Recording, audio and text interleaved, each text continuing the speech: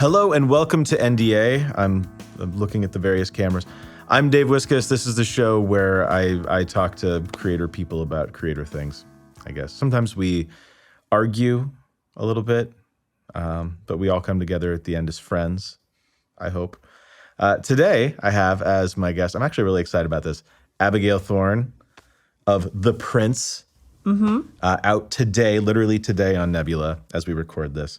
Hey, Abby. Hey, Dave. It's good to finally be here. I can't believe you're here right now.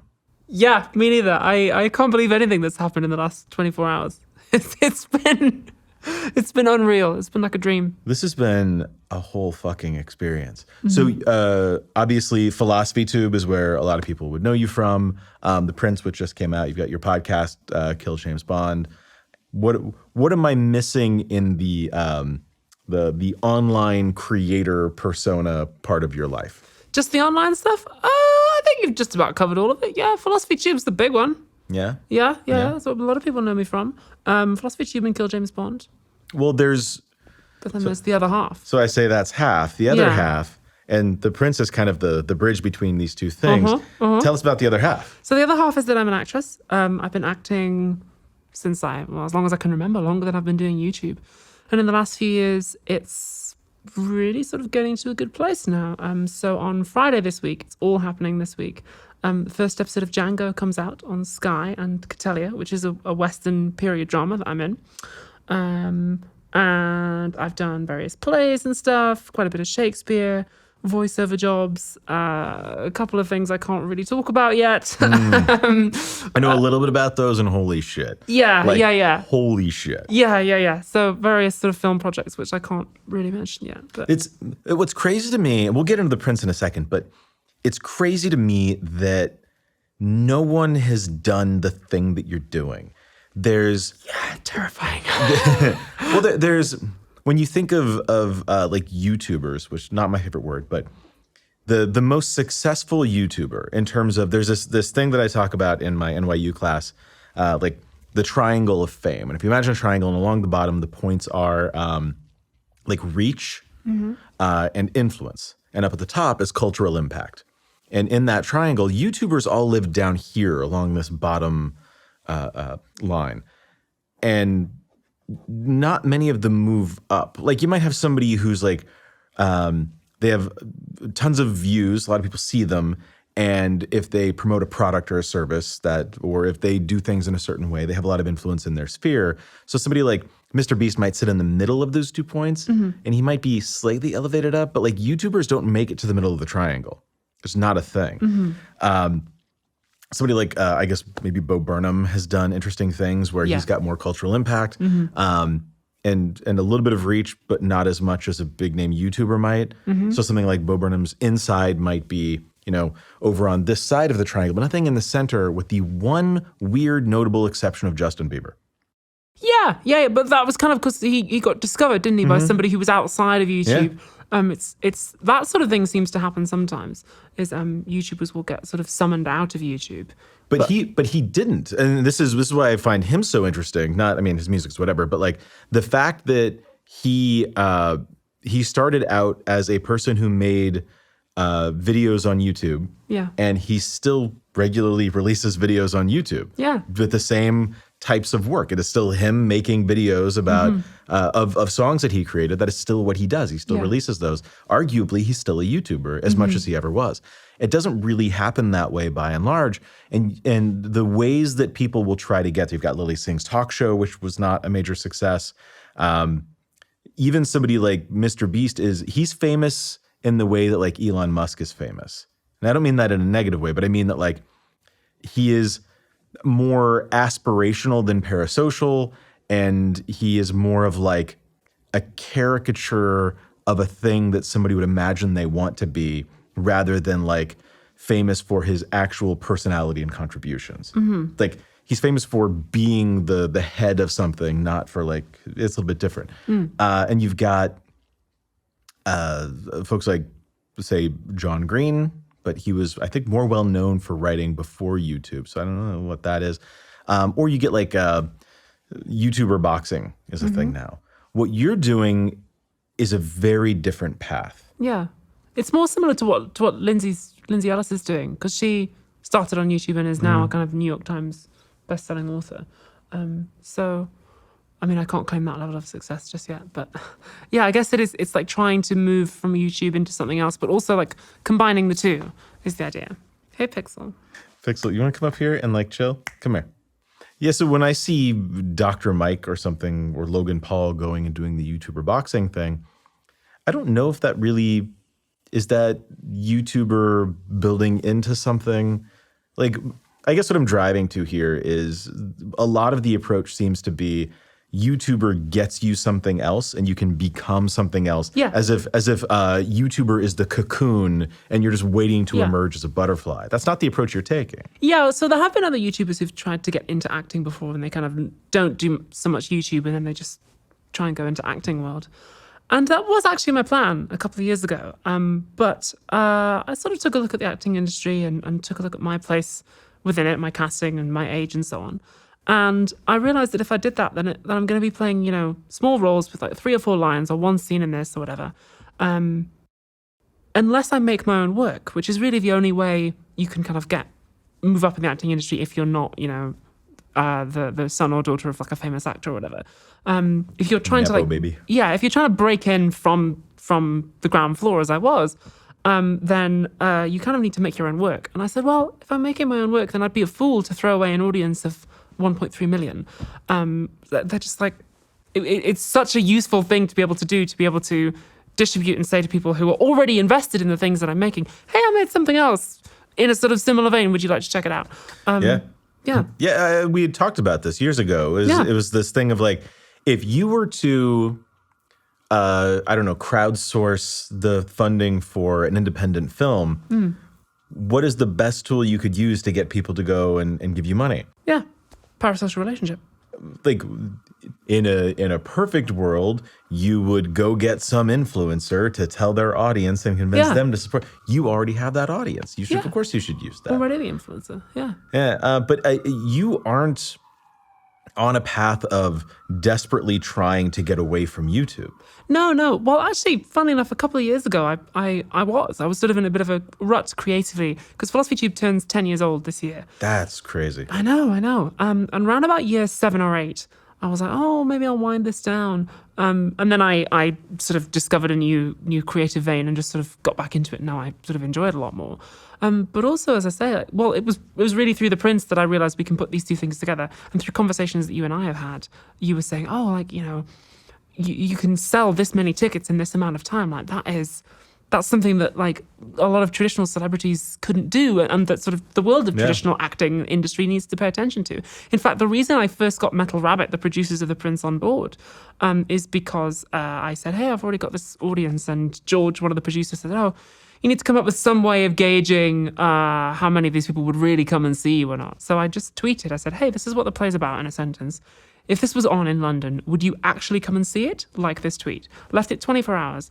And then I showed it to them. I said, George, if only half of these people turn up, in other words, if this is only 50% accurate, we're going to sell out the Southwark Playhouse for 5 weeks. And he was like, oh, okay, yeah.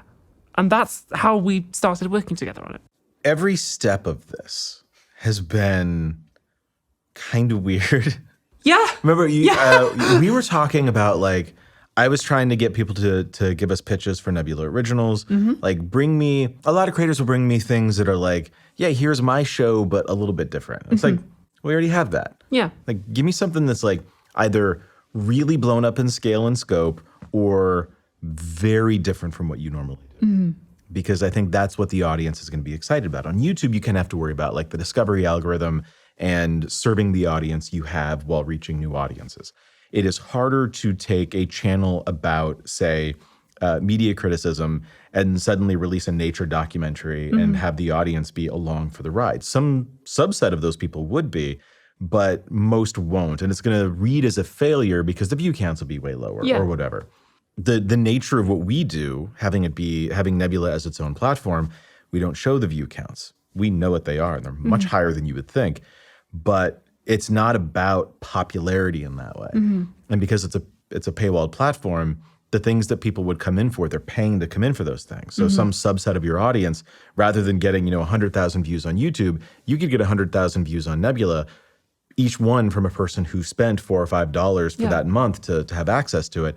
That is not just more meaningful because it's a more targeted audience, but because there's dollars behind it. Yeah. Just like when you put a movie in theaters, you get the ticket sales. Yeah. So for us, like, you doing a thing that is different from what you do, if people will show up, they bring money with them.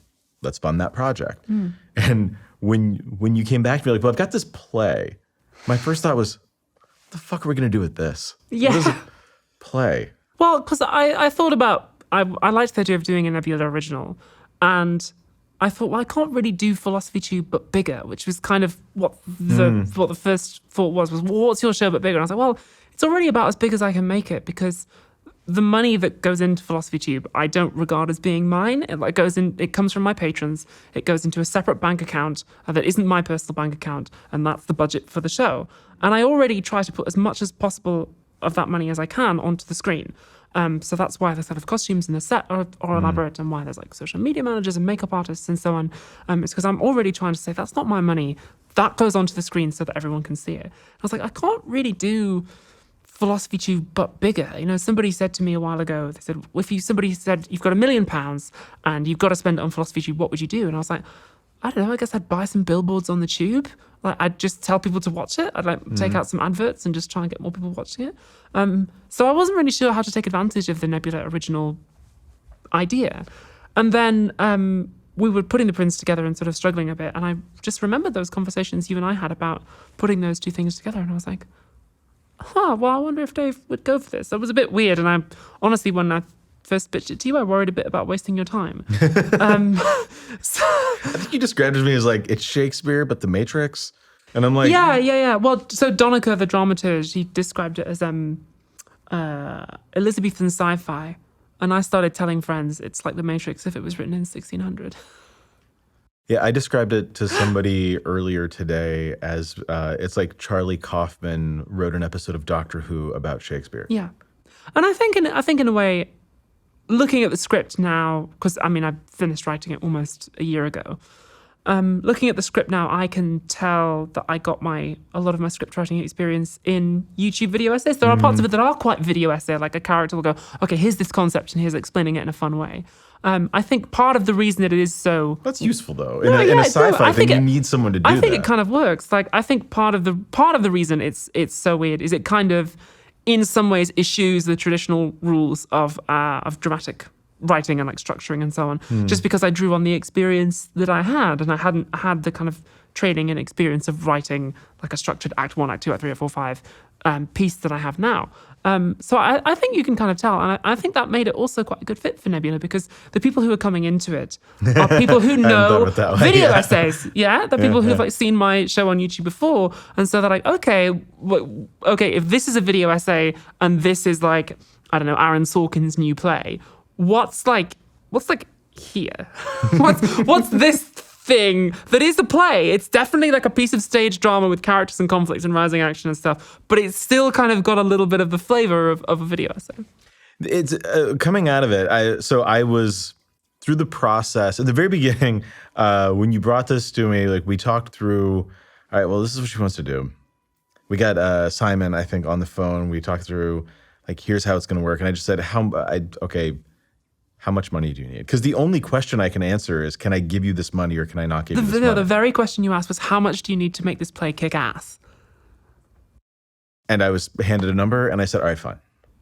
So no, I'm sorry. So what actually happened, listeners, is that we were in this meeting, me, Simon, and George, the producers of The Prince, and Dave. And Dave said, all right, how much do you need to make this play kick ass? And George, very, very Englishly, was like, to kick ass. Gave you this number, and what you said was, all right, anything else? And George was like, okay, great, no, that'll do it. Well, what I was looking for in that moment, I said, do you want to read the script? And you were like, nope. Wasn't like, what am I going to do with the script? I have notes. It's like, that's not my job in this moment. No, what I was looking for with the number was, is this number so high that it we just can't do it.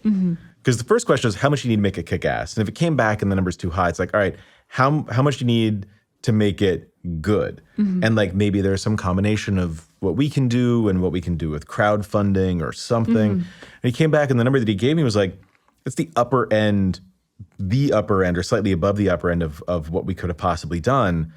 But it was like, if that's what it takes to make this kick ass, like we'll figure out the rest. And so just, done. But part of it was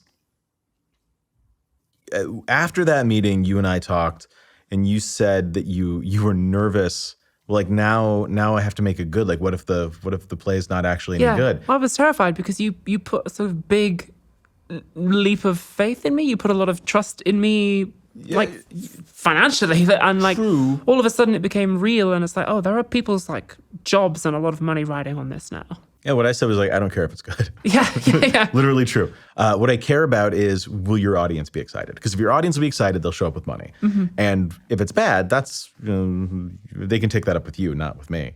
And if it's good, like if it's bad, doesn't hurt me at all. They still showed up and they paid. If it's good, then we all look good. Like there's not really a ton of downside for me.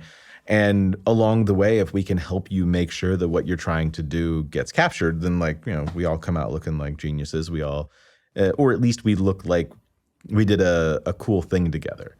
Not everything needs to be art.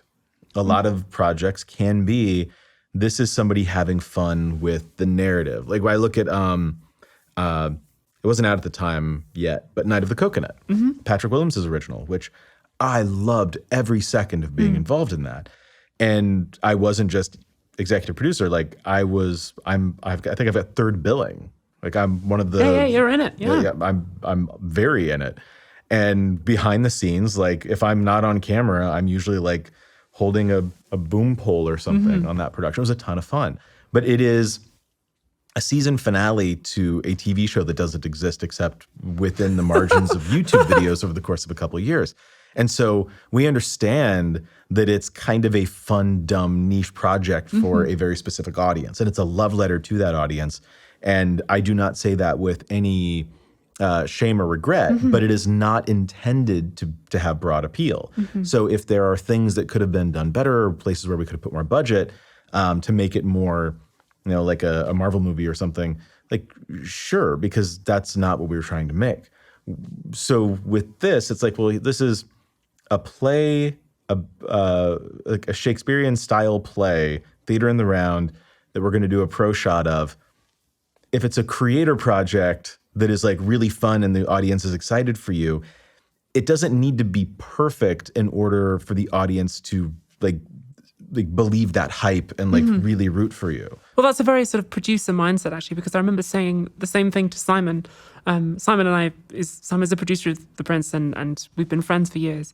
And I said Met him to him, last night. He was delightful. Yeah, wonderful guy, fantastic. He's one of the only people I know in the world who's like a great artist, and also he can like solve a Rubik's Cube in under 90 seconds. He's one of the only people I know who's like a fantastic creative genius, but he's also extremely organized. So Simon and I had the same conversation where I said, I'm worried now, Simon, because now it's got to be good, because now it's everyone's job's on the line. People are giving up a lot of their time and heart to do this. And he said something that he'd said before, which is very wise. He said, it doesn't have to be good. It only has to exist. Like from an artistic point of view, it doesn't really matter if it doesn't set the world on fire or is imperfect. And for the record, I think that what we've made is like good. I'm proud of it. It's nice that it turned out to be good, but it didn't have to. It's nice that it just exists. Well, I think to the spirit of my original point in that conversation, we saw when the announcements came out, and we built a strategy together of like, here's when you start talking about how you're working on something, and here's the sponsor read where you kind of tease what the thing is going to be, and then in this video you announce it, and in this video there's ticket sales, and when you announce tickets and it started like, it was like some crazy number, like 50% sold out in some number of weeks or something, and I just remember us all sitting back going like, well, I don't know how else to call that. Like, what other qualifier do we need for this to be a win? Yeah. Well, I think we went into rehearsals with over half the tickets already sold. That's nuts. Yeah, which just doesn't happen. And actually, a lot of people from the traditional acting industry have also said that to me. I think, so my agent, Kirk, who is also the agent of number of quite high-profile actors came to see the play, and he came out of it and he was like, how have you done this? How have you managed to get this like new audience, first of all, because audiences haven't really recovered in theatre in Britain after COVID. People stopped going to the theatre, they got out of the habit, and they haven't really bounced back. And a lot of theatres are suffering. And were these even theatre people, or was it just like fans coming to see you? Well, there were some theatre people, some Shakespeare heads, but actually we got some people, these are the ones that kind of touched me the most. There were some people who said, I've never seen a play before. Oh, wow. I've never been to the theatre before. And because it just didn't feel like it was for me. And then they came along and they loved it. And I was like, that's amazing. So we had new audiences coming in, younger audiences coming in, queerer audiences coming in, people who just don't normally get to go and see this kind of thing. And the audiences, like, we got a standing ovation almost every single night. I think there was 2 matinees where we didn't get a standing ovation. Because it was a matinee and everyone was, a Saturday matinee, everyone's a bit sort of like, oh, I've had a bit to drink. But yeah, I think almost every show we got a standing ovation and the audience just loved it. And Kirk was like, how the hell have you done this? And I was like, I told you, it's YouTube. I told you it was good. So the audience is there. The audience is excited. They show up. They actually buy tickets. They come to see the thing. There's support there. But that's a win for all of the things I needed for win condition. And a bunch of people were signing up for Nebula so that they could see it when it came out, supporting the concept and supporting like the structure of it. Every win condition that we needed satisfied before opening night. Which from our perspective, like, fuck yeah, that sounds great. Like, we'll take that every time. But then it comes out and it starts winning awards and it starts getting taken very seriously. Somewhere, I think it was summer or something, my wife got us tickets to see Macbeth on Broadway as Daniel Craig. We were front row, center. Daniel Craig was spitting on me for like 2 hours. Lucky you. Yeah. But Malcolm was played by Asia Kate Dillon, non-binary actor from the third John Wick movie. And I didn't think much of it until I started catching, it's like Shakespearean language. It's like, it's so flowery and it's so Shakespearean. But I started noticing that they would say things like the monarch or instead of the king or instead of the prince. And they, Daniel Craig's Macbeth kept saying they at times where I was like, are they doing the thing? And then it clicks for me when they start saying monarch. I'm like, they're doing the thing. Yeah. Okay, that's cool. That's cool. Like just glossing over it because it doesn't matter. It doesn't change the story at all. So like this can be just the normal. And I remember coming out of that thinking like, oh, this has some interesting implications for us, doesn't it? This has some, like, it wasn't pushed this way. It wasn't advertised this way. It could just exist that way. And nobody in the audience seemed to think anything of it. Yeah. The show continues on. It doesn't impact anything. But the fact that would be a mainstream production lent itself, at least in my head, lent itself to the notion that a thing like this could have broader appeal than just a YouTube audience wanting to go support somebody doing a cool thing. Yeah. And so when the Prince starts winning awards and starts getting real attention, to me, that was a moment of like, there's something real here. Yeah. It was amazing. And that sort of thing, like they did in that Daniel Craig production, that's the sort of thing that I think is sadly perhaps more common in the US at the moment than the UK. I think the UK theatre scene has a bit of a problem with trans people at the moment. Really? I thought UK and trans people, it was a totally solved problem. And Yeah, it's all really good. Those two things go really well together. Never heard of any problems there. No, but so that sort of thing, I feel like it can happen more often in the US, that it can just be casual. Whereas I think if you were to do that sort of thing in the UK, you would get pushback on it. You would get people interpreting it as political, as indeed there were unfortunately some reviewers of The Prince who were transphobic about me in particular, which was hurtful from the more right wing papers. Were they reviewing? Was it an actual review? Did they see it? Yeah, they came to see it. Yeah. I won't name the paper, but there was. But they still had shit to say. Yeah. There was What? There was one reviewer who was like transphobic about me, which was hurtful because I was like, oh, my parents read this paper, so that was a shame. But that's part of the course. I was kind of expecting that. So it feels like that sort of thing. There is an appetite for it, and we know there's an appetite for it because the audience came along and loved it, and like the non-transphobic press in Britain, which is small sector of the press, but a real one. They loved it too, and it did win the awards, and the audience had a good time, and yeah. I made it a point because I was supposed to be out for the closing night, and things happened. I wasn't able to go, which was heartbreaking for me. I don't know. I think it's kind of fun. It was fun because I hadn't seen the film until last night. It was fun riding in the limo with you to the premiere and be like, neither of us has seen this thing. Like, it's exciting. And trying to avoid spoilers. Like, yeah. Like, you guys trying not to tell me anything. So I'm like, I don't want to know. Yeah. Because I had this very blurry idea of what I was about to go into. So I really enjoyed. So there's a moment 2 minutes in where, like, for the first 2 minutes there's like a mislead, and then you get to that line that Jen has, and like we just let the audience go a little bit. And I was sitting there laughing to myself, like just feeling you next to me, just like sitting back, like, oh, it's all Shakespeare, is it? It's all okay, whatever. What is this? People like this? And then we get that line where the joke is resolved, and you go, oh, okay. And like you were laughing along for the rest of it. And I was like, yes. There's that moment very early on. I know the moment because you looked over at me and my wife like, oh, okay. Like there was a real like, all right, they got it. Good. I could see you waiting for that reaction. And then the rest of it is a ride for sure. But I feel very fortunate that the first time I get to watch this thing is literally sitting next to you in the theater at the premiere, where you're watching it from the audience. This is a play. You don't normally get to watch yourself in a play from the audience. So it's the first time I've ever been in a cinema and seen myself on the screen. Hopefully it will not be the last time. But I don't imagine it will be. But that's super weird. Like, even if there's going to be a pro shot, you don't normally have the pro shot in a cinema, in the cinema with an audience like that. Yeah. Like that's a really rare, I have to imagine, that's a really rare experience. Well, there are some big theatres in the UK who do it. Like National Theatre sometimes do National Theatre Live. Oh, really? Oh, yeah. Well, it's harder to do it when it's live. They'll stream it. Or I went to see, I remember a few years ago, I saw a wonderful production of Mice and Men with James Franco and Chris O'Dowd that was a recording that had been done on the National Theatre, and then very much similar to what we did. And that was wonderful. So it is occasionally done. But certainly the idea of like doing it with a streaming service like Nebula, like a content platform, that was very new. But also interestingly, everyone I've spoken to in acting world about it, they go, what's the story? How did you make this happen? And I tell them this, they go, that's such a good idea. How did you come up with that? And I was like, I just texted the guy who runs it and said, do you want to do it? Hey, I've got an idea. All right, here's some money. I wish it were that clean and simple on the back end. In the Q&A afterwards, you were very I appreciated the tone of gratitude. Like truly, that meant a lot to me. But I also want to make sure that I'm not taking any more credit for anything than I actually deserve.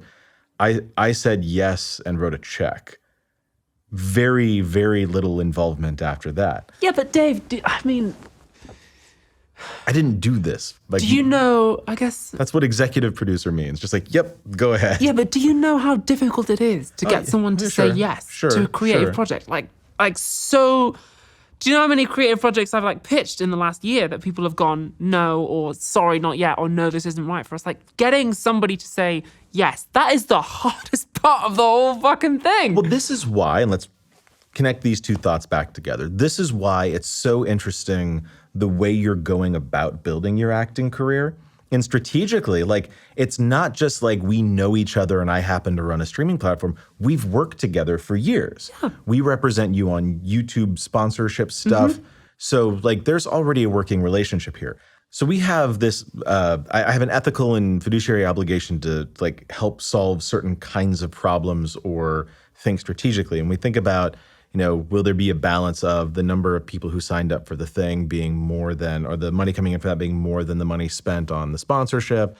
And like, how does this affect this? Part of what we were looking at in all of this was, what is your career trajectory? And as we said earlier, we had a whole conversation about acting versus YouTube and like, should one replace the other? And I advocated for like, I don't think that they are necessarily that different or that disconnected. And if there's an opportunity, how can we build a narrative arc for you of you did this and that gets you a little bit more here, which elevates the YouTube stuff and maybe brings in a broader audience, which can help you get the next thing to help you get the next thing. So The Prince is like what excited me about it is it starts to set up the story of you doing more than people would expect from you. You getting to show off different parts of your abilities or your passions in a way that maybe the audience wouldn't normally get to see. Yeah. Well, I was having a meeting earlier on today with some people I can't really name, but I accidentally coined this term actfluencer because it came out of the conversations that we've had about the ability of influencers to sell tickets to things and be able to get audiences in, new audiences, and how that was something that the traditional acting world isn't great at taking advantage of sometimes. Like, I mean, some are. So interestingly, I won't name them, but I've done sort of quite a few TV series over the last few years. I did one where the production company responsible sent me the trailers and the hashtags and all the social media dates and the embargoes well in advance and said, this is what you need to be posting. And then I did another one where I had to rip the trailer off another actor's Instagram because they just told me nothing about it. And I'm like, you have shot yourselves in the foot because you haven't realized what having somebody with that training in your cast can do. Now, I'm not coming back to that thing. I'm not saying that people shouldn't also be trained as professional actors. Like, that's something that I do sometimes have to stress because people go, oh, you're an influencer, do you like makeup or whatever? And I'm like, no, actually, I did actually, go to professional drama school and I auditioned to get in and I had conservatoire training and I have trained it. So I think, but if you've got somebody who has both skill sets, then that's a very, very powerful thing. And you can have somebody who is kind of an actfluencer, which, I don't know, I think that's quite fun. And it's not just the acting side. Like you wrote this thing. Yeah. Part of what sells. Oh, yeah. I did. Let's not forget that, Abby. Yeah. Part of what sold me on you writing something like this is the Trans Coming Out story video. Identity, Yeah. Which I think is maybe my favorite YouTube video ever. Oh, thank you. Because it was just a work of genius to do something like that in this format. It recognizes what a video essay is and the function of storytelling in a video essay, but it is itself its own narrative with a massive plot twist that I don't know how many people saw that coming. I don't know. But like, as soon as it happens, like the thing in the video finishes, and you think back, like, how did I miss that? It's like watching Fight Club for the first time. Like the whole time. And I don't even want to spoil it here. If you haven't seen it, like, go watch this. I was really proud of that one. It trended at #1 on YouTube for a while. And I have a screenshot, some of this like identity trending #1 on YouTube, and I was like, it was like truly a work of genius. Thank you. And that requires, like, it's one thing to have that as an idea or to like get it a little bit of the way there. Like, okay, I see what you're doing. But to actually pull it off, that's a production. That requires writing, and that requires casting, and that requires the theatricality of it, and understanding the production design, and understanding the rehearsal process to make that believable, especially in a world where you are bound by the framework of the parasocial relationship with the audience. To be able to pull that particular trick off in that video, that's genuinely remarkable. I think a lot of the credit has to go to Reese, who played the other part in that video. A lot of people actually, he was so good. He was so dead on. So good. But a lot of people still go, was that not you? And I'm going, no. They go, did you film that? I was actually chatting the other day to, I hope you won't mind if I'm dropping his name, Finster, who was saying, oh, I really love that video. It must have taken you years to film. And I was like, what do you mean? We filmed it in an afternoon. And he's like, well, how did you do that? And I was like, because it's not me. Because it's somebody else. Right? For people to even, I think we've kind of spoiled it at this point, but for people who know you in real life and knew you then, people have known you for a long enough period of time to watch that and not get it until the changeover. I remember watching the thing, and that moment hits, and I just hit pause, and I'm like, is that like, what am I missing? Like, it almost felt like I couldn't believe this was a narrative storytelling thing that happened. I'm thinking like, I think I'm watching this wrong. My brain broke. I couldn't contextualize what I was even saying. If I believe any YouTuber can pull off something complex and interesting and meaningful in a theater performance, my money's going to be on you every time, well, literally. But like, I would bet on you because you were able to do this other thing, which I don't know if it could ever be topped.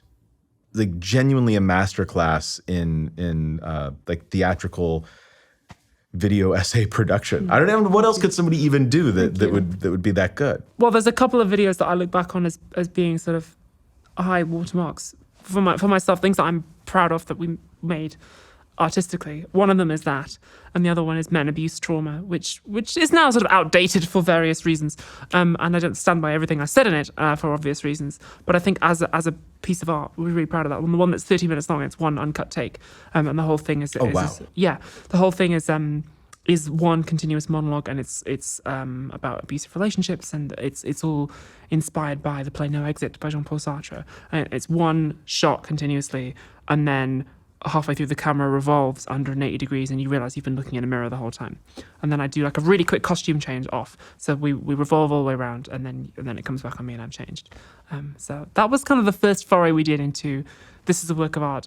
Oh, and also we made a short film called Data years ago, again pre-transition, where like time rewinds every 30 seconds, or there's two characters having a conversation, and every time they reach a philosophical dead end, time resets and they do it again, and you see every possible version of the conversation. Yeah, this kind of like narrative weaving and storytelling and the cleverness. Like, this show is supposed to be people arguing, so not just to kiss your ass and tell you you're great, but the truth is, like, it's easier to buy this because it's not this massive departure from what you've done. Yeah, I guess. Dr. Mike, I consider a friend, but he's a doctor who then goes and punches people. Mm-hmm. That's funny. Yeah. And he won his first professional fight and then lost the second one. But like, he takes it very seriously. It's a hobby. It's been a for a long time, but it's not something that's like, it's not woven into the fabric of the thing that he does. Mm-hmm. And there's no logical jumping off point from this to this. They're just two completely different aspects of his life and who he is as a person. For you, it is easy to see how this is just like the way you make things on the internet is a manifestation of all of these things about yourself, which is why I don't think that this instead of this is the right answer. Mm-hmm. It seems like using this to show off all of these skills and build it into something else is much more compelling. Yeah, well, it's been an interesting couple of years as these things do start to come together. Like one of the, I was telling you before we started recording, one of the shows that I'm doing at the moment that I can't name. I wish you could. Really I wish I could too. It's so fucking cool. But this. I'm genuinely jealous. I'm very jealous. Like, of all of the things I get to hear about people doing, or all of the cool stuff that different creators have going on in their lives, this is one where I'm like, fucking wish I could do that. Yeah. So I have a small role in a very big thing. And the creator of the very big thing is a big fan of Philosophy Tube. And on the set, she came up to me and wanted to say hello, which was wonderful. And some of the people who were at the premiere last night, who are developing projects that they want me to be in, are fans of Philosophy Tube and then of The Prince. And then they're going, okay, what's the next thing we can do with Abigail? And even just before we started recording, I got a message from a screenwriter who's saying, oh, I really want to develop something in this universe, which I'm very excited about, that I want to develop it with you and for you. And I'm like, okay, that's incredible. So it's been really interesting to see these things starting to slowly creep together. And I don't want to play the where do you see yourself in 5 years game, but like, how do you see the two facets weaving together over the next 1 year, 6 months, 2 years? Like, where do you want them to interweave, and how do you think, as you do big projects you can't talk about right now, what impact does that have on Philosophy Tube, and what does Philosophy Tube get reshaped into over time? Well, I'm not really sure about that. I try not to think too far ahead for Philosophy Tube because I find it if I get too into the sort of planning and the data and the analytics, then I get anxious. I'm trying to be better about that, and I'm like applying more of the sort of the science to it. Because up until maybe about a year ago, I was really quite precious with Philosophy Tube. I used to do these like one-word titles, like social constructs or whatever, and that was very much kind of artsy. And I was like, I don't need to pay attention to the analytics. I'm an artist. And I was like, well, if I keep doing that, then that's great. But it's slowly going to tail off. And there is a science to YouTube. And Mr. Beast, for everything else, has changed the game on titles. So I said, okay, I'm not going to be too proud to learn a new trick. So I changed the way I do titles and thumbnails. And it worked. And also, the most recent thing I did was after my NHS video at the end of last year, a bunch of people signed up to my Patreon. So I was like, okay, again, this is my patrons' money. I have to invest this money in the show. I can't just go and spend this on, like champagne and shit. I can't do that. Like, so I need to invest it back in the show. What can I do? I'm going to hire a social media manager. I'm going to get myself on Instagram and TikTok because that's where the new audiences are. And we just launched on TikTok a couple of days ago, and it's blowing up. It's doing really well. But that's testament to my social media manager being very good. Well, this is what any creator should do. Take the successes, reinvest it back into your business. Yeah. Philosophy Tube is a business. You said earlier all the money goes into a separate bank account that is not your personal bank account, and it gets reinvested in the show.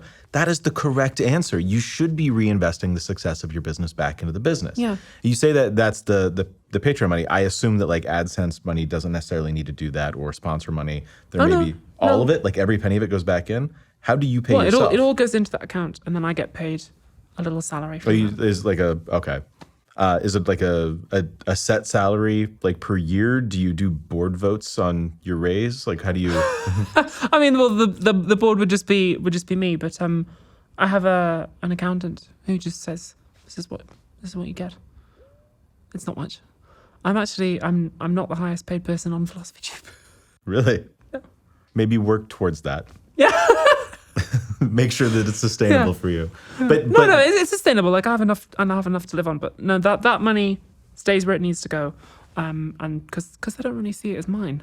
For reinvesting back in the business, hiring other people to edit, hiring other people to do lighting, hiring people to do makeup or costuming, or the things that make your show, the things that make Philosophy Tube truly excellent, investing back into that to do the crazy artistic shit that you want to do that the audience loves, that like sets you up for future successes with stuff like this.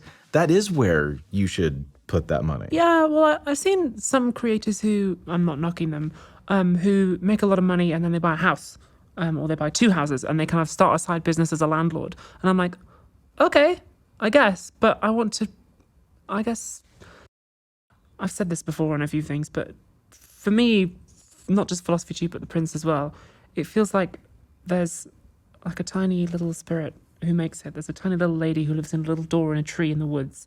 And I go into the woods and I like knock gently and she tells me like, this is what the next episode is about.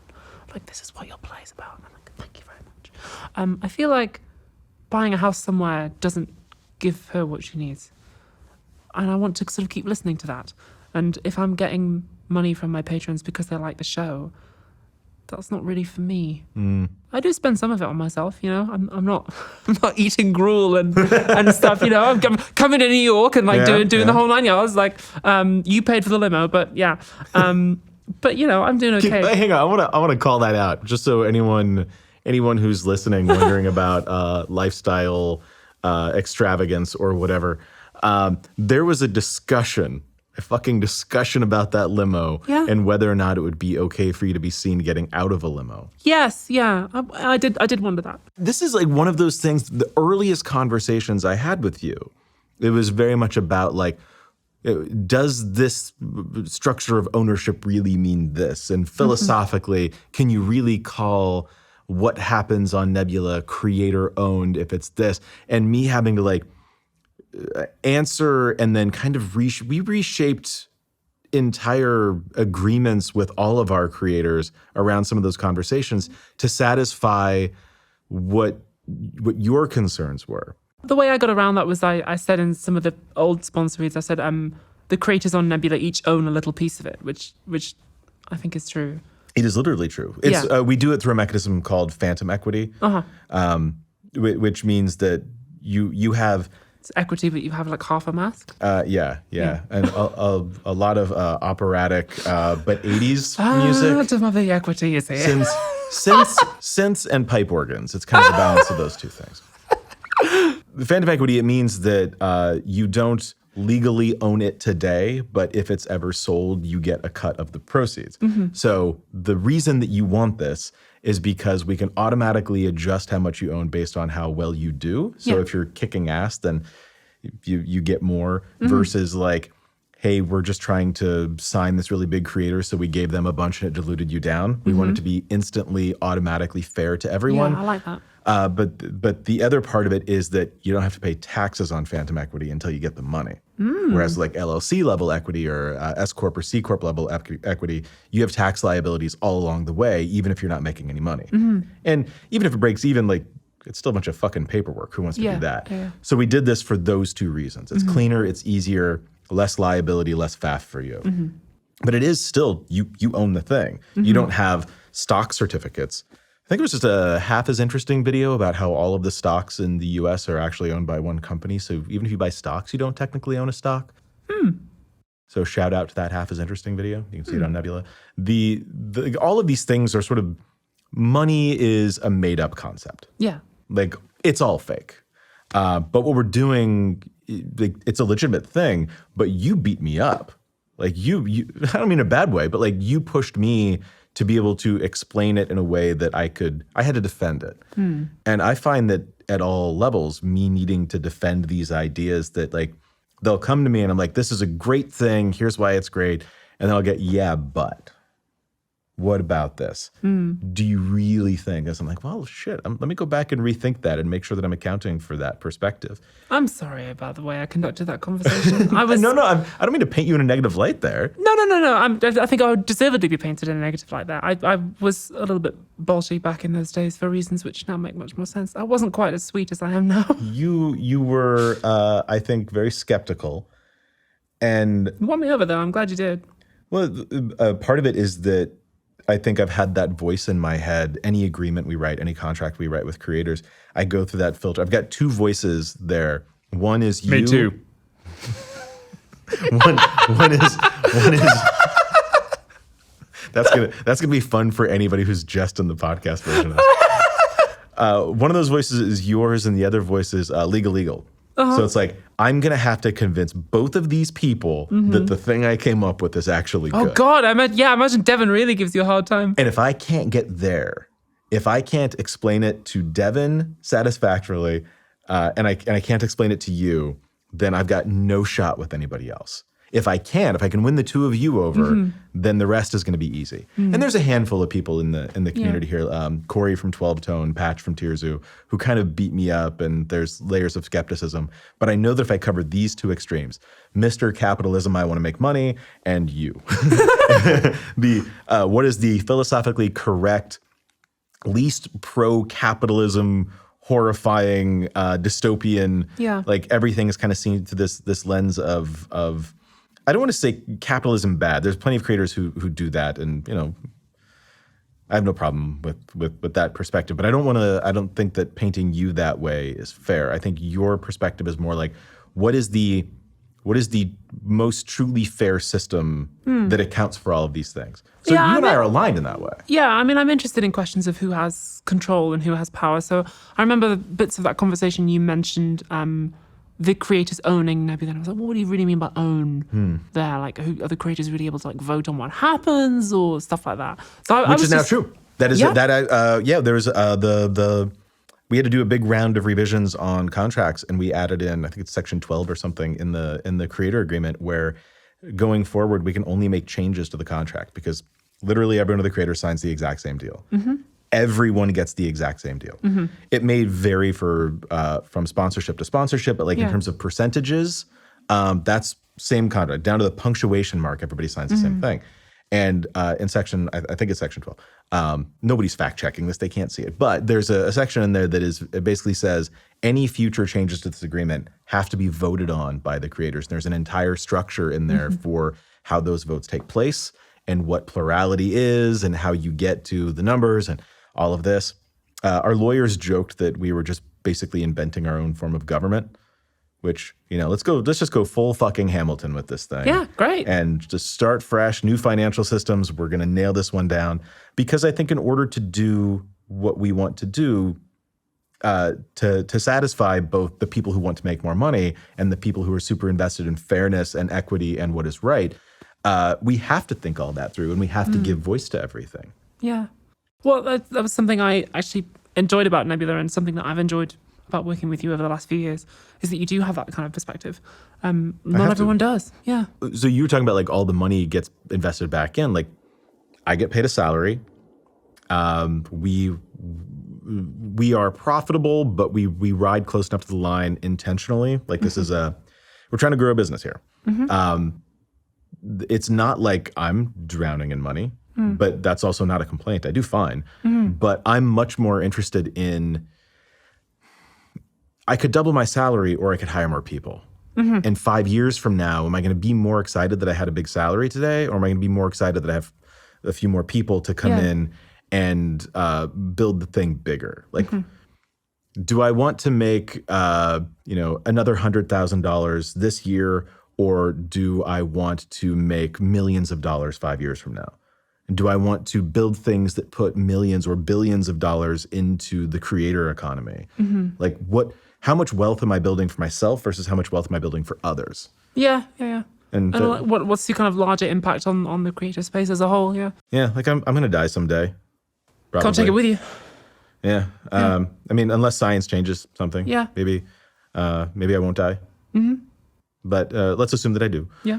Between now and then, like I need to feel like what I'm doing matters. I need to feel like this is all for something. Yeah, it can't definitely. Can't just be like, well, had a dope ass Lambo. That was cool. Well, this is why we had the conversation about the limo. And why one of my Mrs. X, who is a friend of the show and an ethical advisor, was there, and I said, "What do you think about us going in a limo to the premiere?" Because it's a lovely idea. We were originally just going to take an Uber, but I worried, well, is that really in the Philosophy Tube spirit? And eventually we did, and I'm glad we did. It was fun. The conversation we had is like, if you keep on this acting path, and let's say you get invited to the Oscars. We're going to show up on an e-scooter. Yeah, I guess. Yeah. At some point, you have to accept that part of the thing, this is part of the production. This is part of the show. Yeah. And it's okay to enjoy that. Yeah. I think. I think so. I hope so. And also, I suppose it's about that journey you mentioned earlier on of people saying, okay, 10 years ago, I started making YouTube videos in my parents' bedroom, and last night I rode to the premiere of my own show in a limo. It's like that's part of the narrative. And it's part of the narrative that the audience is invested in. They want to see you succeed. That's the most wonderful thing, and in a way the most difficult thing. That was something that really, really struck me last night when the credits rolled and everyone was clapping. Standing ovation all the way through the credits. Yeah. That's one of the most wonderful and also, when I say difficult things, I mean moving is what I really mean. That so many people, 1.3 million people, believe in it and want to see me do well. That's a wonderful force of love to get from the universe. And I said to you in the limo, and I said it using my being vulnerable voice, my very quiet being vulnerable voice, that I was very grateful to you for letting me do the Prince. Because again, that was like an enormous vote of confidence. That's a wonderful thing about what I do. I love that what we do here, and I mean me and the staff and the creators, it's all in service of like, what is the audience going to want? I've been having this conversation with a few folks lately about, I think there's a misunderstanding around what Nebula is. People think of it as a streaming service the way you would think of like Netflix or Disney Plus. Not saying that it's at that level, but like when you think streaming service, you think there's content that is streamed, which is technically true, but we're not a content-based streaming service. We're a creator-based streaming service. Yeah. And I think that distinction is important because for us, it's not about, our content strategy is not we need to hit these metrics or we need to invest in this type of content so that we can hit this demographic. It doesn't matter. What matters to us is we want to bring in this kind of creator and encourage them to make the things they want to make. And it's amazing that because of that, the investment from the audience is just so much different. And it's hard for outsiders to understand that our real power comes from the audience believing in us. Yeah. Like I put my faith in you because it's easy. I have nothing but proof that others have done so and are happy to continue doing so. So I don't see it as a risk. Yeah, I remember having that conversation with you where I said I'm anxious about letting you down. And I always am. Every time I do a new video and I do a Nebula sponsor read, I'm always anxious about letting you down because you do put your confidence in me. And I remember you said something like, well, why don't you let me take X% and then I'll worry about that. And I was like, okay, yeah. I mean, right? Yeah. That's how that works. You had said a minute ago, in that conversation, your approach then versus your approach now for obvious reasons. We had a conversation, I think back at VidCon last year, sitting around in the backyard at the house that we had rented. And I had said, and I hope this isn't, I always want to be delicate about stuff like this, but conversations I had with you then and conversations I have with you now, it truly is like night and day. And it was, for a while, I was just thinking like, well, maybe going through that and there's time and we get to know each other a little bit better. But I think it has more to do with, and this is an assumption I'm making, but it really feels like you had this wall up before. And now that you are more comfortable with and free to be who you are, you get to be the real you. And so like getting to work with and getting to know and be friends with the real you is such a different experience compared to before. Someone should write a play about that. But maybe not a wall, maybe because wall's quite difficult to do on stage, maybe armor might be quite a good sort of visual metaphor for that. Yeah. Like somebody gradually losing the armor, like literally the mail falls away. Yeah. It made the experience of watching it last night that much more emotionally resonant for me because like I was there. We weren't super close before. And it's like, I don't want to say that like, oh, there was obviously a thing there, but in retrospect a little bit. But there was a very, like, this is not a person that I feel close to or that I have a strong relationship with. Well, that is easy to get close to because there's a lot of like, I'm talking about Hotspur, the character, not me as I was, but or both. Some overlap there. Yeah. And that's not, I don't even mean that as a criticism, but it's just, it's so interesting to me that there's this dramatic difference between the way you approach your business and business relationships and the community that you're in one of these universes versus this new universe that you've created for yourself and the things that are possible. Because you started writing The Prince before. When I was still in the closet, I wrote the first draft. Yeah. And then you finish it and bring it to life after transition. So there's this like, even that has its own built-in story and there's an arc to it. There's like a weird necromancy to it. And actually that was one of the most difficult emotionally things for me was going back into that mindset, in particular that body language, that very like, kind of body language. And it was also strange because there were people who came to see the play who'd known me for years, including one very old friend who's one of my close friends now. Her name's Grace. She was my girlfriend when I was 14. Oh. And I hadn't seen her in years. And she came to see the show. She came down from the north, came to see it. And she said after, she's like, I remember you being like that. I remember that person. I was like, yeah.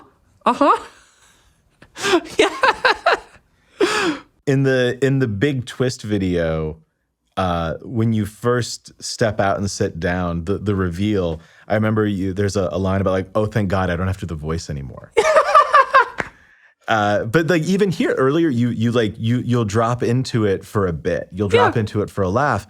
And one of the things I found so interesting about it's difficult to do it now, actually. One of the things that I found so interesting about the play is like, here you are, and it gets so fucking meta.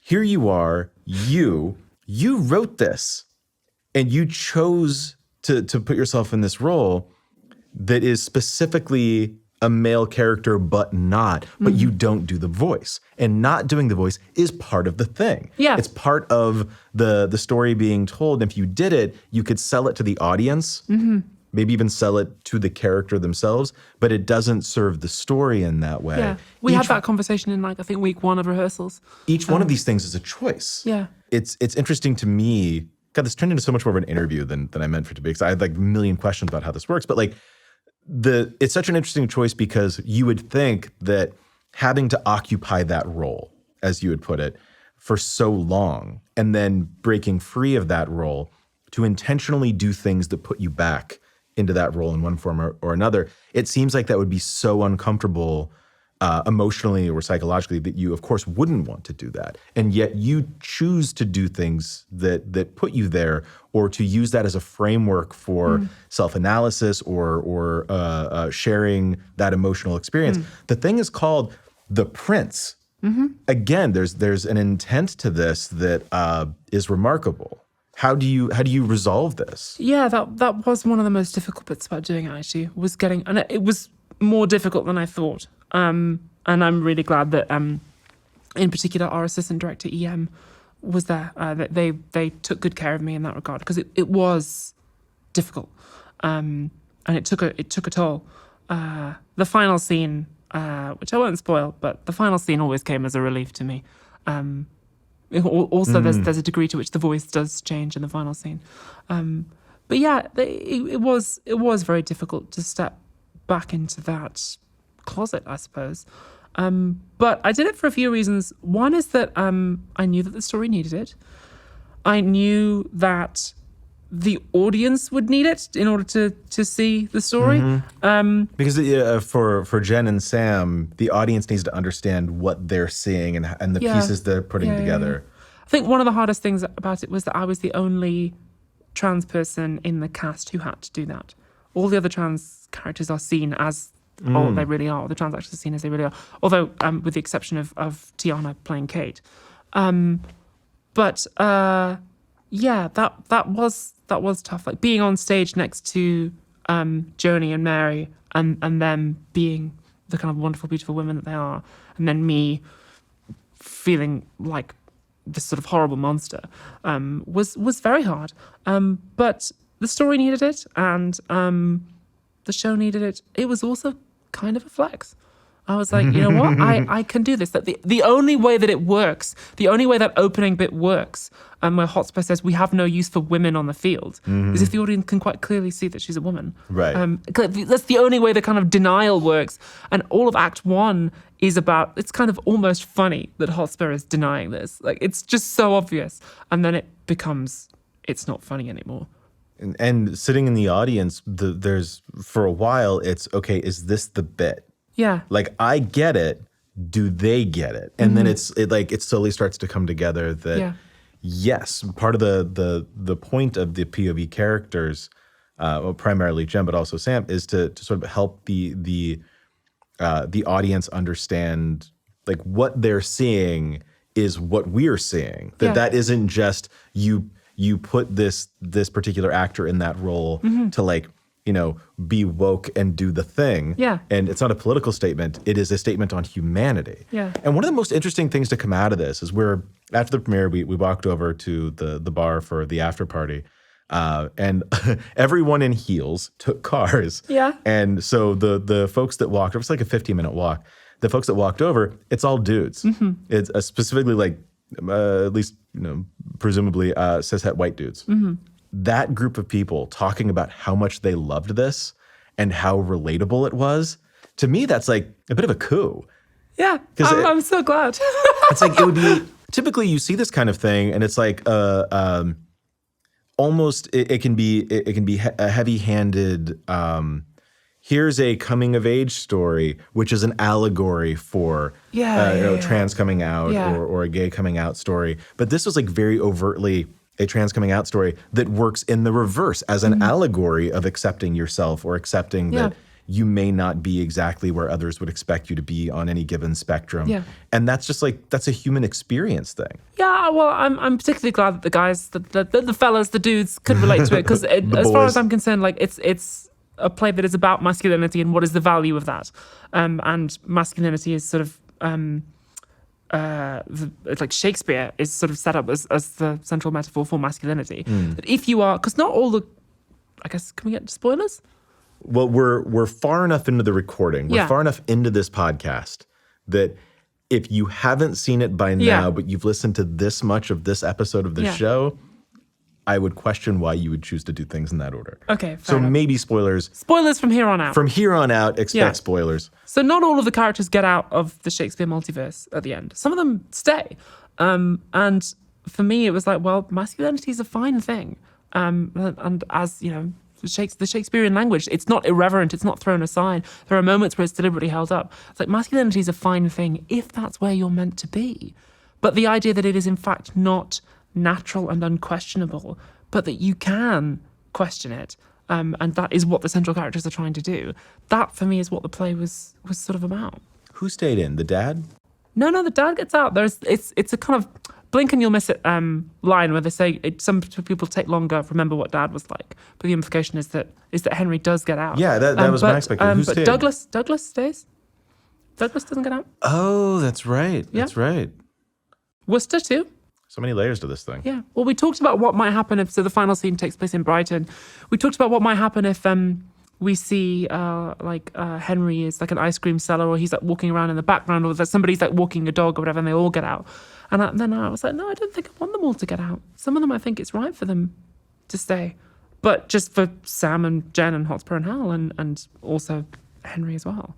It's not. But even then, I mean, those are characters who still challenged the status quo. It's not like they stayed because they liked it better, or that they had, I don't know, moral or whatever opposition to the other characters. They actively question structures when they have their breaks. Yeah. When the world starts to break, they do start to question it, but then the world reasserts itself and they don't anymore. Yeah. So to be fair, the guys I was with who watched this thing, we're talking about like, you know, arts and humanities YouTuber nerds. So not like a bunch of stereotypical jocks walking down the street having a conversation about this. So maybe as an audience, we were just sort of self-selected. We were primed to go into this. So it's hard to know like what the broadest possible audience is, what they would take away from it. But I think that for anybody watching this, and again, if you haven't, you really should, the messages or the themes, I don't think are exclusive in any way. I hope not, yeah. Because I remember the first 4 drafts, they were quite exclusive and very sort of trans-focused. And I realized by the end of draft 4, I was like, well, I've expressed how I feel, but I'm a strong believer that just because you've expressed yourself doesn't mean your art is good. So I thought, well, okay, how can I actually make sure an audience, well, you know, I've expressed myself, great. Why should the audience care? If they're not an audience who already care about me, and many of them were, but if they're not, then why should they care? Especially if it's something they've never felt before or couldn't feel. So I was like, all right, I need to make this more universal, and I need to make it not just about Hotspur, but the other characters too. Yeah, I think there's, a million things I could say about this, especially about Mary, who played Jen, was just incredible and so watchable. So very, like, I want to see an entire series of these Shakespeare multiverse stories where she's just hopping around, like infinitely rewatchable. I'm still thinking about it, which is a good. That's a good sign. A good sign, and it feels weird to like talk about it in terms that are any sort of review, because like obviously I'm biased. My name's in the credits, and you know that's cool. But here's the best possible review I can give this thing, or the most meaningful review I can give this. I think this changes what we are. I think this is a key moment for Nebula, because we started out ostensibly a streaming service for educational content. Mm-hmm. Like we do Night of the Coconut. That's a sci-fi movie about an interdimensional coconut that wants to kill everybody. Mm-hmm. All right, so that's not super educational. Mm-hmm. We do Jet Lag, a travel game show. Not sure what the educational value is in that, but it's fun. Mm-hmm. And so we start to kind of break our own boundaries. This is the first thing we've done that I think is genuinely, truly arguable as this is high art. This is a thing that would stand on its own apart from us or from this collection of things. It stands apart from even its own creator. I think that your story is a really interesting part of the story of the show, and that context is good. But unlike so much of what we do as creators, as people who make YouTube videos or podcasts, a lot of what we do sort of depends on us, depends on our personality. I don't think the Prince does. I think it's informed by in the way that knowing the story of an author might help you understand a book better. Yeah. I think it works that way.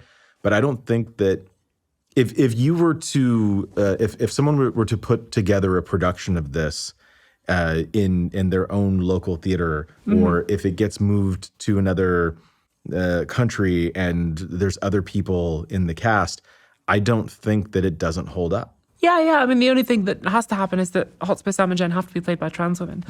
It's possible, I have no idea who can see into the future. It's possible that someday there might be a production of it in which somebody else plays Hotspur. And I'll be like, oh, she did a way better job than me. It's possible. I mean, that's how Hamilton worked. Yeah, true. Lin-Manuel Miranda wrote that for himself. And then similarly, his big thing was there need to be people of color. There needs to be representation on the cast. Yeah. But eventually it gets handed off and the thing gets bigger than you. I don't want to have delusions of grandeur on your behalf, but I don't see why this couldn't grow beyond what it is now, and why it couldn't carry on with a life of its own. Maybe, I'm having conversations with various people I can't talk about for what might happen with it. I think this is the beginning of something, and that's what makes this show so exciting for me. And the rise of the Actfluencer. Well, it's a story of let's say you go on to do all these other things, and Hollywood calls, and you leave all of us behind. There's no version of that is like, oh, if only we could have held on to you. You having a success story above and beyond what we do here is still good for us. This is still a system that we have built to help you do that. And I think that the existence of this on Nebula and the fact that we get to be a part of the story, like our name is on the poster there twice, top and bottom. Our name is on there more than yours is. I just realized. Well, you pay for it, Dave. That's what you get with a check. I think that this reframes necessarily for anyone paying attention what Nebula is, what Nebula's about, and hopefully makes creators think differently about the things that they might want to make. If someone else out there has a cool, ambitious project, any one of our creators who wants to do something cool and ambitious like this, maybe they watch The Prince and say, maybe I don't need to just do my show a bit bigger. Maybe there's this other part of me that I could show off that my audience would be excited about and want to support. It resets the room a little bit on what this kind of creator should be creating. I'm glad. You say Actfluencer. Yes, and Hollywood doesn't come calling. Hollywood sees YouTube as a farm league. They come to YouTube when they want cheap labor, or they want to bring in people who are just going to bring an audience. I think of I did music. I was a professional musician in a band here in New York City for years. And you'd book shows where the only thing they cared about, the only question they would ask is, how many friends can you get to show up? Yeah. And it would be, I can't tell you how many nights we would play a show where the room is full when it's, no joke, the lesbian folk singer solo artist who was up before us. And then as soon as she comes off stage, the entire room empties out, and it's the band on stage, the bartender, and the bass player's girlfriend. Literally empty beyond that. It's all about how many people can you bring with you. Yeah. I think that is how YouTube, or how Hollywood tends to look at YouTube, is you've got a built-in audience. We want that, but we don't really care about investing in you or your talent. And even if we do, we're going to do it as if you're brand new. Yeah. We're going to try to get all this extra value out of you, and we're going to kind of give you nothing. And so it's about trying to build. Can we build a prestige layer? Can we build a thing above YouTube where creators can make the sorts of things that they want to make, like projects like this, things that you're excited about that don't necessarily require you to serve a recommendation algorithm? Yeah, that's something I really liked about it, actually, is that Nebula gave me the room to, gave me permission to be weird, which is a bit of a cliche, but yeah, that's the wonderful thing about it. I think we've done a terrible job of arguing on this Yes, episode. I think we have. You're a very agreeable person, Dave. Also, all of my friends, listeners, if you can't see Dave's Wiskus' face, all of my friends who came to the after party last night, multiple people have messaged me telling me how attractive Dave is, which is very funny. I appreciate it. That's lovely to hear. Well, I mean, I was very well dressed last night. I'll go with that. At one point, I had said to somebody on the red carpet, like looking around, like this is very different from very different crowd, subtly different crowd from other things we've done. There's some very good looking people there last night. It was and the good. response was, really, Dave? What's different about them? Like trying to spring a trap for me. And I'm like, these people dressed up. Everyone here is like, they brought their A game. They are out. We're having a party. This is a night on the town. And at other things, and this is no shade to other audiences, but they don't bring that kind of game. Like they'll put on a nice shirt or something, but they're like going to the movies. Yeah. These other events. With this was a night at the theater. Yeah. And they were gay people stay winning. Like, and the after party was like, I remember we had talked before all of this happened about like how to set up like how much room do we have, how many people can you bring, and there's like details we had to figure out, and it was so fussy. And in the end, it's like I even texted you like, you owe me an I told you so, because finding a way for you to invite all of your friends out of it. That party was nuts in the best possible way, because it's a handful of YouTubers and just like wall-to-wall gorgeous women. Oh, yeah. So I invited the two groups of people who I know in America, which is smoking hot women and podcasters. Those are the two, like, that was really, really funny. But we had a wonderful time, because I remember we originally had that discussion. You said, oh, we're going to have a Nebula after party, but only you and Mrs. X can come. And I was like, well, I don't know. What about, all the people I've invited? What about all the creators? What about Mrs. Z, who also turned up, and, other people? And I'm glad that we found a way. Eventually we were like, fine, everyone can just come. And it was a wonderful night. And it's a small logistics challenge. It wasn't an intent to exclude. It was just like, we have this room. How do we do this? How can we arrange things? And it turned out to be way easier than I thought it was going to be to get that sorted out. Also, the pizza was really good. Joe's Pizza. I don't know who got that, but yeah. That was Tara, my assistant, set that up. Oh. So the guy shows up with like stacks of Joe's Pizza boxes, and it's like, that's the right answer. Yeah. Joe's, this is delicious. Not an ad, but if you're ever in New York, Joe's Pizza is the pizza you should get. Okay. Very famously, it's where Tobey Maguire's Peter Parker worked when he was delivering pizzas for Joe's Pizza. They have, in the shop, they have all these signs up and pictures from the movie and stuff. Cool. But yeah, that was an incredible night. That was.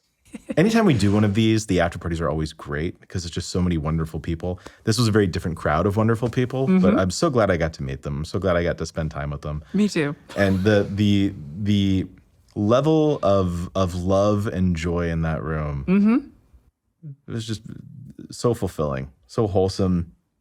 I come away from the entire experience just feeling like this much hungover, but this much just like full, it was very wholesome. Yeah. Like getting to be there in the theater next to you when like everybody stands up clapping, the first time you're getting to watch yourself in that way. Yeah. Yeah, that was wild. Watching yourself on a movie theater screen is weird. Yeah. Well, I mean, I have notes about my performance. There are some things that I was worried about that I don't need to worry about that anymore.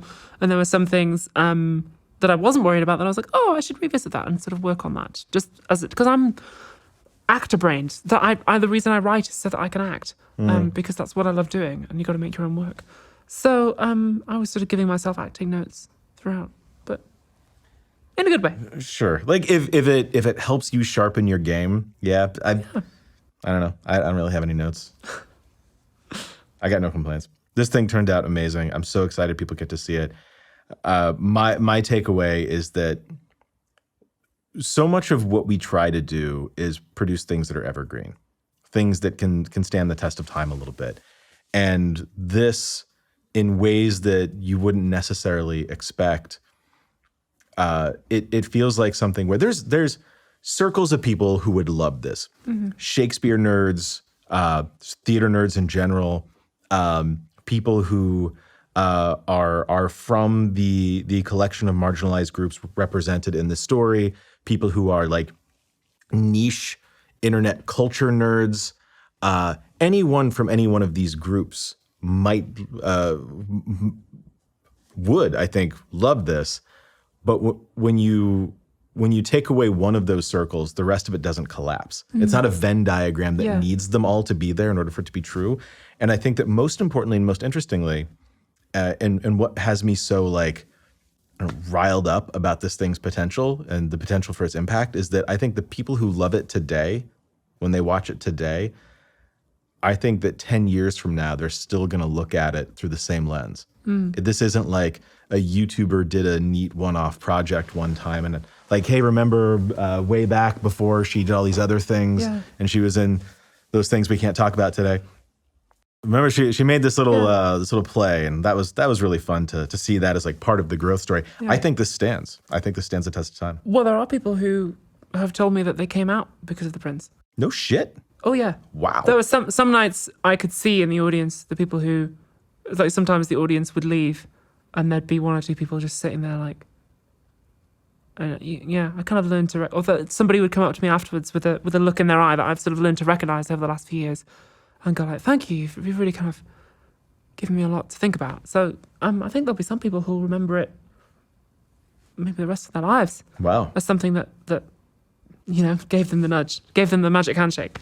Do you see that as a like responsibility of yours? Yes, it's an enormous responsibility.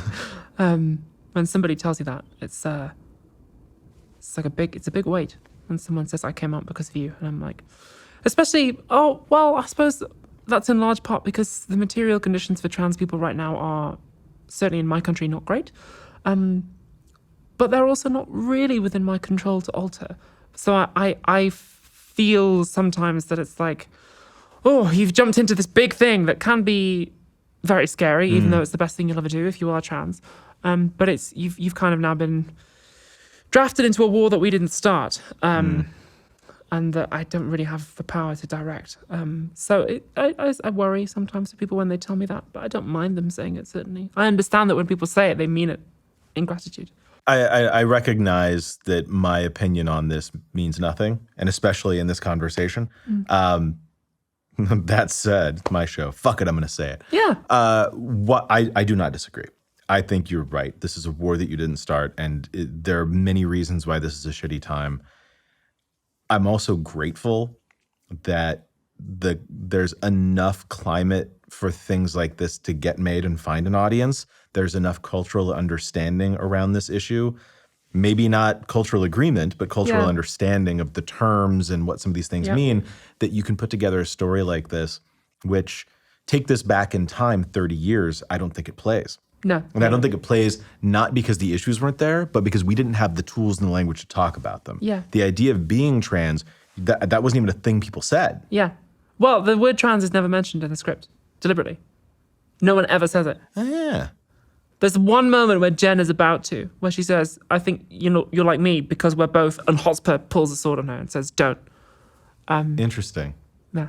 But like, there's a cultural understanding around this issues that I think serves the story here that contextually in the time that this is coming out. No pun intended. But I'm grateful in that sense that at least there's enough. The temperature isn't perfect, but at least it's somewhere in the range that we can start to do things like this, and that's what's gonna hopefully. Again, I understand my lack of perspective here, but I would hope. Helps to move that conversation forward and helps to get us there. Time will tell. I hope so. So I'd ask about the responsibility. Like, do you want that to be? Do you feel good about that? Is that are you happy that this is something that's spurring people to make those kinds of decisions, or would you like that? It's an awful lot. Is that a burden? Well, I'm in two minds about this, and this is something I haven't really quite resolved. On the one hand, it's really nice to be part of that and like good representation. It's really nice that people are inspired by it to find a truth in themselves, or to some people message me to say, hey, like seeing your plays really helped me understand my sister or my brother or my child. That's wonderful. And I get those sorts of messages about Philosophy Tube as well. That's one hand. On the other hand, I do think a lot about material conditions, and I think, well, just the other day in the UK, they changed the rules so that if I were to be arrested for any reason in the UK now, even if I had a gender recognition certificate, even if I transitioned 20 years ago, get arrested on a drink driving or something minor like that, go to a male prison.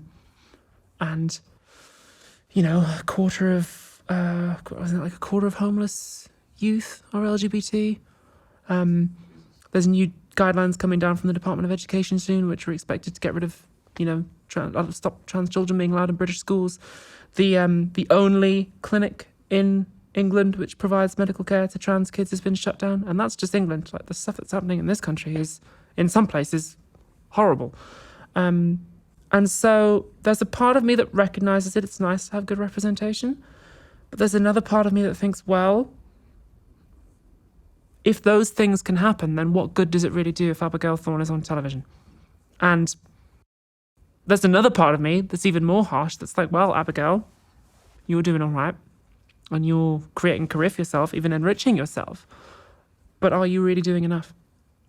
Which is why I guess I also, on the side, do kind of charity and volunteering and stuff that I don't always talk about publicly. But yeah, that's I'm always in two minds about that sort of thing. Because representation is nice, but the goal is for us to have the power to control our own lives. You have to get there somehow. Yeah. Right? You don't flip a switch and the world accepts everything. Yeah. Which is shitty. I'm not saying that's a good thing. But when we look back 30, 40, 50 years into the past, these same sorts of, and again, I know I'm not qualified to talk about what the gay experience is like today versus what it was 30 years ago, but I could see the way the cultural conversation has changed. Things like having a gay character on a sitcom then was like really edgy. Now, you wouldn't even think twice about it. And there's still so much more progress that needs to be made, but I'm hopeful that looking at the trajectory of the arc of history, these things have maybe a brighter future. It'll be that way because things are done, because things are changed, because of representation. Not, I don't know, you take the good or the bad. There's responsibility, and then there's the limo. Yeah. Maybe that's the balance. Gotta live the question, I think. That's one of my favorite phrases from the poet Rilke. I don't think these are questions that can really be solved with a pithy answer or at the end of a video essay. It's just a question I live inside of. I think the question almost matters more than the answer. Like, this is the nuance that you lose when you try to make an argument on Twitter. Like, we have to choose our sides, and we have to wear wave our flags, wear our uniforms in these culture battles without really thinking through. Like, it's funny in an era where we all sort of understand within the vernacular, the language of how we talk about this stuff. We use the word spectrum a lot now in ways that we didn't 20, 30 years ago. Yeah. And yet, ironically, because of social media and the types of internet conversations, like, all of the nuance of spectrum and conversation is kind of gone. Yeah. There's this interesting tendency, which is partly, I think, reinforced by the algorithmic recommendations to make one's personal attributes, be that sexuality or gender or pronouns or whatever, to make them legible to the machine, which is that you tick the box with your pronouns in, and there's 3 options or 5 options or 10 options. But either way, you have to make it legible to the machine. I was talking about this on my podcast, Kill James Bond, when we reviewed the film Hedwig and the Angry Inch, of which the lead character Hedwig's gender is kind of a mess. And we have this argument about, well, is Hedwig like a gay man or like a drag queen or a trans woman, or what exactly, or is she non-binary? What exactly is Hedwig? And we had this chat about how, well, when John Cameron Mitchell wrote that, there wasn't this kind of pressure to make one's gender and sexuality technologically mediated or technologically legible. So there wasn't the same sort of pressure to categorize it in these discrete ways. So I think it's interesting to see, and it will be interesting to see how that continues to develop, the way that people need to be legible to the computer. It's funny, was it earlier this week? I think earlier this week, I recorded an episode of this show with Peter from Foreign Man in a Foreign Land. It'll probably come out after this one, so spoiler alerts, everybody. For the reasons of promoting the Prince and the good fortune of having you here doing this out of order makes sense. But the conversation was largely about the way that the algorithmic separation makes it to where it used to be you would go on the internet and you'd say something vaguely racist or vaguely transphobic or vaguely homophobic, and people would be like, dude, that's kind of fucked up. Yeah. And like there was a shame that came with that because it was more culturally acceptable to point out that a person like, hey, that's kind of, and that person had a social contract responsibility to go, oh shit, and either slink back into the shadows with that opinion, so knowing not to bring them up, or maybe rethink whether or not that was an acceptable opinion to have. Now, you go onto an online community and you say something vaguely racist or transphobic or homophobic, and the response will be like, dude, that's kind of fucked up. You're nowhere near the truth. It's way worse. You have no idea what black people are really doing. And then you like get in this cycle of like, oh, that's, I have an even worse opinion. Yeah. And then all of these horrible fucking things are normalized for you. And you went from being like this much racist and awful to this much racist and awful. Yeah, there's a great book about this called Rage Inside the Machine, which is about political radicalization and algorithmic content recommendation. Yeah, whoops. Yeah. Because there's all this talk about like with AI, it reads, it ingests all of this human generated conversation from the internet, and then all of the AI eventually becomes racist. Yeah, well, I had so do people. I had this a bit of a horrible experience with this the other day with like an AI image generator, and there was I think a good article about this recently in I can't remember what newspaper, but I posted a promo image for my next video on Twitter, and somebody replied saying, oh, hey, we don't mind, but I gave this to an AI to like generate things along a similar line. And first of all, I was like, okay, well, I've just spent a long time with designers and makeup artists and like costumers to create this image, and photographers, which you've just like taken without my permission and given it to some AI company. So first of all, I don't want to say it's like stealing, but I was like, don't do that for like business reasons. But secondly, this thing spat out a bunch of sort of remixes of my image, one of which was a digitally simulated image of me topless.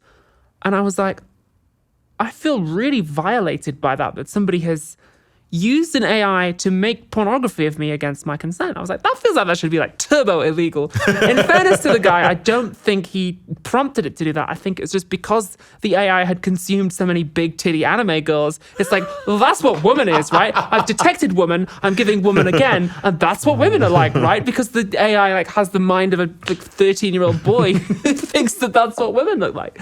I was like, this is kind of disgusting and violating in a way that like made me feel very like creeped out. But I was like, well, that's because the AI has just sort of like consumed all this stuff and spat it back. And it seemed like the guy who sent that to me genuinely didn't realize that might be like disgusting to do. Nobody told him. Until I replied to him saying, please never do this. It's very creepy that you would simulate an image of my naked body without my consent. And he deleted it. But I was good like, for him on that front, at least. Yeah. But the notion that like we feed these robots all of this stuff and they become toxic, like that's some flaw in the programming. That's how we work. Yeah. If you feed humans all this toxic shit, we become toxic too. Yeah. The robots are just like us. Yeah. They're just doing it faster. Yeah. I don't think that we shouldn't be surprised about this. It's funny though, because there's I forget what it's called. One of these like digital avatar generator things. Like a month or so ago, everybody's playing with it, and you feed it a couple like 8 pictures of you, and it gives you like a million different options from different genres and all this. I posted on Instagram. I thought it was funny how it kept all of the ones it did of me were shirtless. And I just thought that was funny. Didn't even occur to me until just now that that's funny for me as a guy, way less funny on the other side. And my wife did the same thing, and it didn't do that for her. Probably smart enough to self-censor, I guess. I don't know.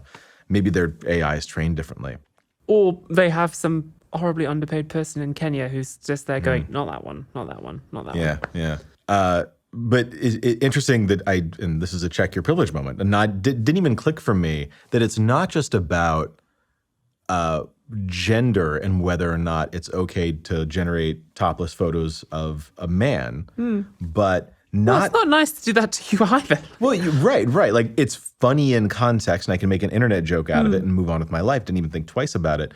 But yeah, that's kind of, I don't feel violated, but I absolutely get how that machine doing that with what it perceives as turning male faces and male bodies, like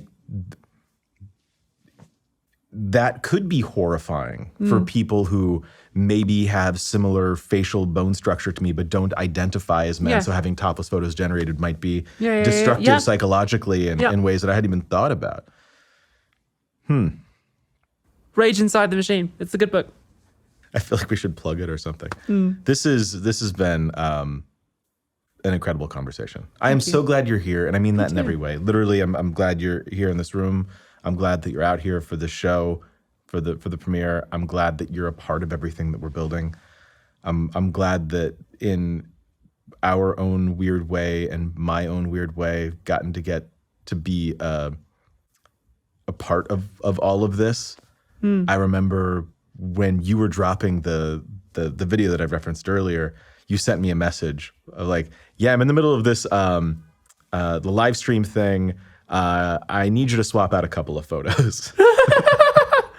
And I was like, all right, let's go. Because it was like, yeah, by the way, quick thing you should know, here's the information. Please swap out these photos. And it's like on it, and we took care of it. I think actually Eric, the producer on this show, like he had to swap a couple of things out on the Nebula side, and Brick, who does the merch stuff, like swap stuff out over there. Like we quickly. I really appreciated the speed with that. The only people who were faster was Wikipedia. How bad would it look for us Yeah. if we weren't? Yeah. But I don't know if this is okay to cover. Later on we talked about it, and you're like, you finally got your breath. We had a conversation, and I didn't know how to say it. It's like, so I'd kind of worked it out, and you're like, how? I was like, well, there's like one conversation where I'm like, can you send me a photo? We were going to put a thing up on the wall, and it was like, hey, maybe I'm doing some new headshots. It's really important that maybe we just put that off for a minute. And there's like some other thing where you had it was like a passing comment on like a couple things that you had dealt with over the last couple of last year or two or something like that. And for some reason, like a little switch went off in my head. I was like, wait a minute. I wonder. And you had asked me when we talked about this, you asked me like, why didn't you say anything? What could I have said, Abby? Yeah, true. I know. One, that's if I'm right, that's not my place. You don't need to be confronted with that. Yeah. If I'm wrong, that is terrible. What a thing to be wrong about. There's no winning move there. Yeah, well, as the characters in The Prince discover, you can't really just tell someone. They have to walk through the door themselves. Or you can create something that inspires people to recognize things in themselves. And hopefully that does something. That's a weird, strange thing that you have to navigate when you come out as trans. Is there are people in my life now who I know are trans that they don't know. I'm not dropping any hints here, but yeah, well, I'm not trying to tell you something, Dave, but no. We had a whole conversation about makeup yesterday. No, so. yeah, not you, but yeah, I know people who I'm like, you're gonna figure this out in a couple of years, and it feels like, do I tell you? How do I tell you if I do? Yeah, it's a weird one. There's no GPS for this, right? No, and there's no foolproof trans radar, but sometimes you can just be like, yeah, okay. I'm so glad you're here. Thank you, Dave. Normally the way we would end the show is like a resolution of the argument, but I feel like we've just been kind of like, we should have acoustic guitars and a campfire. Yeah, it's really nice. This is great. Yeah, thank you. Do you want to tell people where to find the things? I mean, go.nebula.tv/The Prince. That's where you can... Did I get that right? Yeah. With the landing page, the go.nebula.tv, that's the special landing page version with like all the accolades and the feathery things. What do you call those? Laurels? Yeah, all of those up along the top, and you keep winning awards, so we keep having to add more. The graphics team is like, throw another one in there. So my YouTube channel is PhilosophyTube. You can see The Prince exclusively on Nebula. Django comes out at time of recording. Django comes out on Friday on Sky and Catellia, and I think maybe later in the year HBO. I'm not sure. Not my department. There's a big Western series I'm in, and then Mystery Project will be out on Mystery Channel in like 2025. I don't know. Yeah, everything else, find me on socials, and I'll keep you updated.